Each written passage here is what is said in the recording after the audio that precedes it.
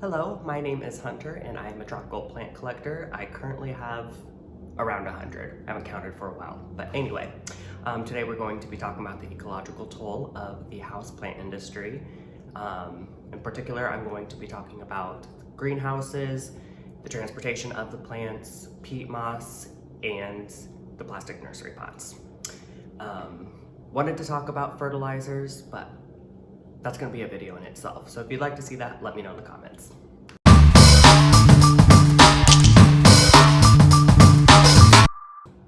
Alrighty, so we are going to start with greenhouses. I was assuming that they weren't that bad for the environment, seeing how they're typically filled with plants.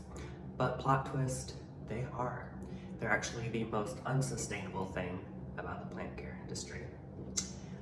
They're typically ran on fossil fuels to help heat and light the greenhouses, which, if you think about it, in colder environments, is probably pretty often.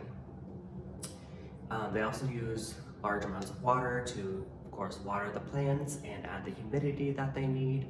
And in fact, the largest greenhouse in America actually uses 1.5 million gallons of water a day. These greenhouses are also typically built over carbon sinks, which are areas that would typically be able to absorb CO2 and emit oxygen, but not anymore, thanks to the greenhouses.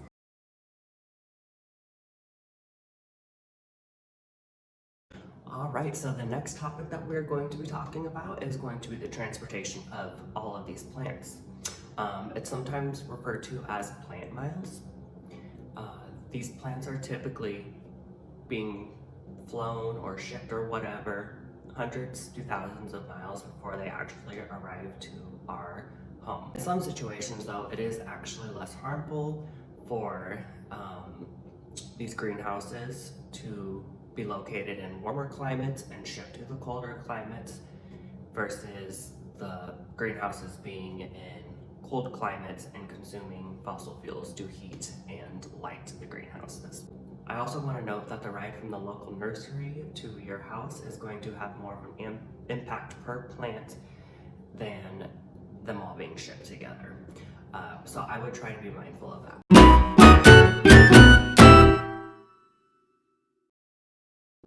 So next topic is going to be the plastic nursery pots that a majority of these plants come in. This one's pretty obvious. I feel like they're made of plastic. Clearly that's not that great. I do want to mention two benefits of them. One is that they are reusable, and I do enjoy that most of us planty parents either reuse them or give them to other planty parents that will reuse them.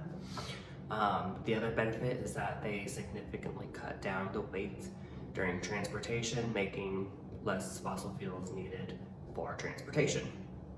However, they are not often recycled, and they are typically considered contaminated plastic or just not detected by the sorting machines, so they end up in the landfills or the incinerators.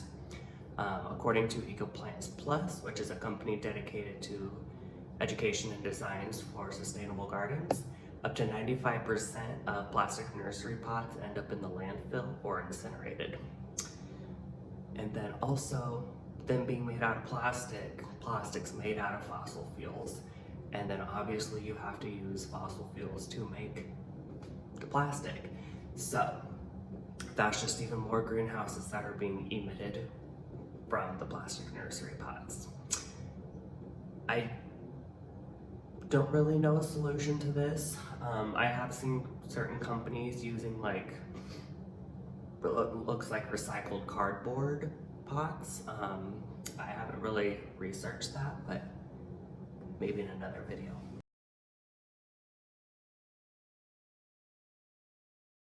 So next we're going to go into the topic of peat moss. Peat moss is partially decomposed organic matter, and it's typically extracted from bogs. The problem with peat moss is that it's pretty slow at developing and reforming, and we're currently using it at a faster rate than it can reform. These bogs are also considered carbon sinks. Like I mentioned earlier, these are areas that to hold on to and capture a lot of carbon and CO2. They're actually able to hold up to 1/3 of the world's soil carbon. And as we are extracting this peat moss, we're destroying these bogs, and that's releasing more CO2 into our environment. It's actually been banned in the UK, and I understand why, and I kind of hope that other countries follow that mentality.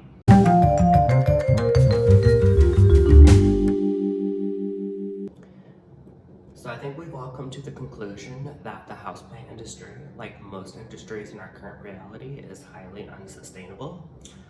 The plants, of course, are able to and do capture CO2, but for this to actually be effective, it takes very high concentrations of plants, and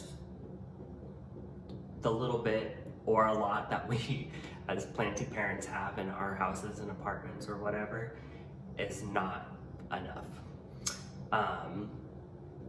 There are things we can do to reduce our own carbon footprint when buying plants, and these are buying native plants, especially if we're planting plants outdoors.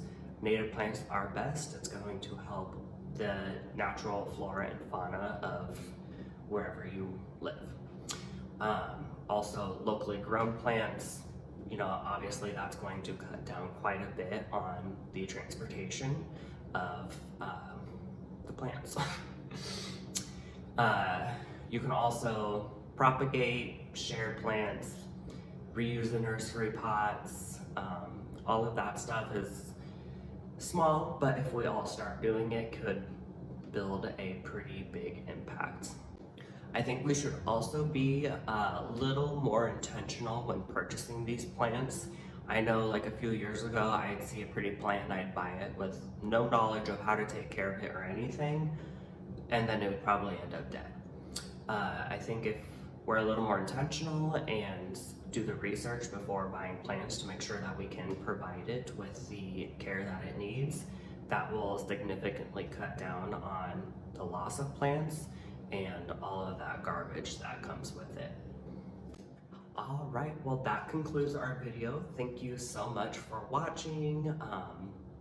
If you liked the video, please give it a thumbs up and let me know in the comments what your favorite part was. I'll be doing more videos in the future on the ugly side of the plant nursery, so we can all try to be a little more earth friendly and hopefully influence these big companies and greenhouses to maybe try to be a little more earth friendly themselves. You can find me on TikTok and Instagram. I'm going to include those links down in the description, as well as links to some of my favorite planty tools that you can find on Amazon. Thanks again for watching, and I will see you next week in my video that is about growing larger plants. So if you want to see how to grow your plants nice and large, like, I don't know if you can see it, but this big Cebu blue, stay tuned.